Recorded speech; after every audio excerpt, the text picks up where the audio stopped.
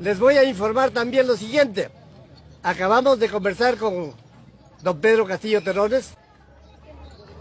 Le he aconsejado que también haya una gestión ante el Congreso de la República, porque la sesión de vacancia del día 7 de diciembre a horas 3 de la tarde no se llevó a cabo, a pesar de que había sido citado el expresidente y a pesar de que había sido citada la defensa y convocados, por supuesto, todos los congresistas para la sesión de las 3 de la tarde, frente a una moción de vacancia que tiene más de 100 páginas de texto. Raramente, ilegalmente, delictivamente, esa sesión de las 3 de la tarde se reprogramó en forma alterada para las 12 del mismo día. Eso es ilegal. Eso es antirreglamentario. Porque para cambiar la fecha de una sesión de pleno para vacar a un presidente, se lo tuvo que citar al vacado, se lo tuvo que citar a su abogado, y no lo hicieron para la sesión de las 12.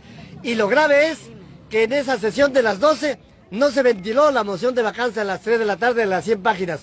Solo se ventiló el mensaje a la nación. Y el mensaje a la nación debió ser otro texto de moción de vacancia, que no hubo. Por lo tanto, se votó una vacancia, entre comillas, sin moción, entre comillas, sin debate, entre comillas.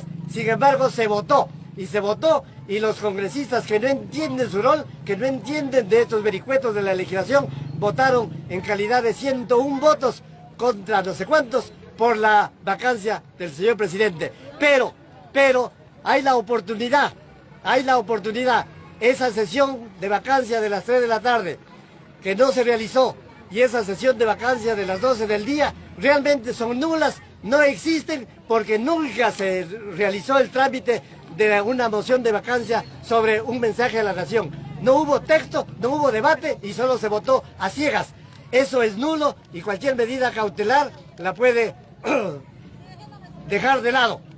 Además, sobre la medida cautelar, les puedo informar que el presidente de Colombia, Gustavo Petro, ya se ha dirigido a la Corte Interamericana de Derechos Humanos pidiendo una medida cautelar que puede ser contra lo resuelto íntegramente por el Congreso de la República.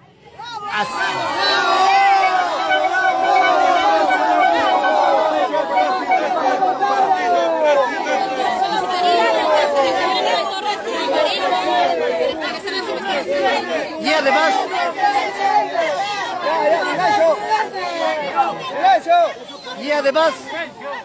Y además, el presidente de México, el señor López Obrador, el día de ayer ha dado un discurso de más o menos unos 20 minutos respecto del caso peruano, como que le da pena, y de las desventuras de su colega presidente Pedro Castillo Terrones.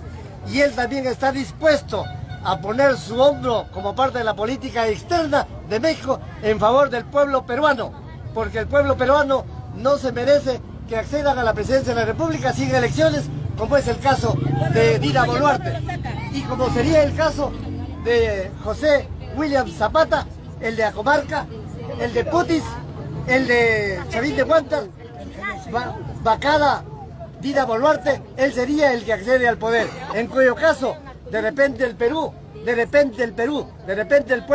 repente las rondas campesinas, de repente otros grupos se alzan en armas de verdad, y no de ñanguita, como le imputan al presidente Castillo Terrones, porque él no se alzó en armas, él no se rebeló, él no conspiró contra el Perú, él simplemente leyó un mensaje a la nación que él no había escrito, que él no había corregido, que otras personas lo hicieron, y por lo tanto el señor Castillo Terrones, en el momento que leyó, se encontraba en la imposibilidad absoluta de comprender la terminología jurídica que se emplea en ese mensaje, como por ejemplo, en ese mensaje a la nación se convoca a elecciones para un nuevo Congreso con facultades constituyentes para dictar una nueva constitución, producto de una asamblea constituyente. Eso no se convoca mediante un mensaje a la nación.